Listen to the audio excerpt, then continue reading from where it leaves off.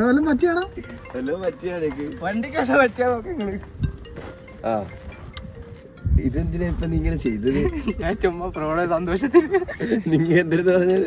വണ്ടി ഓടിച്ച് ഞാൻ അതുവഴി വരാനാണ് പറഞ്ഞത്.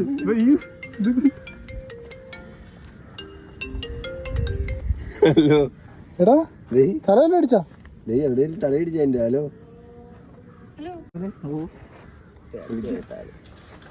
ഹലോ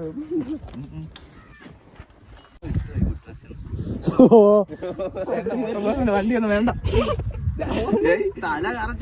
ഇതിങ്ങനെ നീ ഇപ്പൊ മനസ്സിലായോ? മറ്റേ സാധനമൊക്കെ എങ്ങനെ ഇരിക്കും?